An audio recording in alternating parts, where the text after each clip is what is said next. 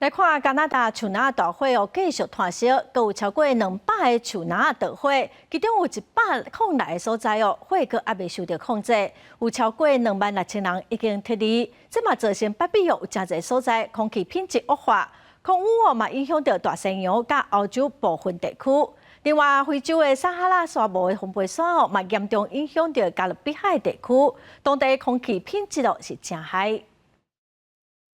加拿大的野火继续炭烧，到青沙已经烧掉面积200公顷，有几下省份数万的居民被迫撤离。当年的热天是加拿大森林大火开发生的季节，今年发生更较早，而且烧掉的规模互人真烦恼。另外，空气品质也真歹，乌烟已经飘散到美国的东西部甲东北部。It has impacted, like with children being able to go to sports practices, events getting canceled, and things like that.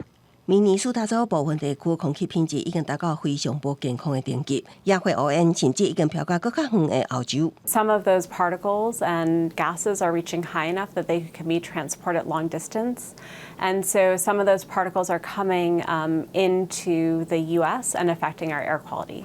非洲撒哈拉沙漠沙丁堡当日侵袭加勒比海地区，各向美国东南部疏东。加勒比海岛国巴贝多，居民看家己的车变甲真垃圾。Dust travels all the way here from Africa and affects us so heavily is absolutely crazy because the distance between Barbados and Africa is vast.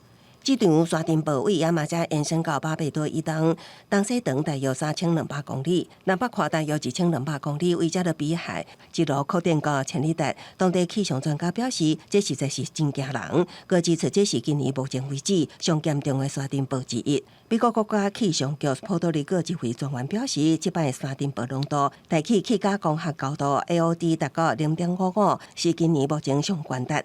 AOD 是形容营养粒阻挡日头来到地表程度的指标。公司新闻黄文莲编译。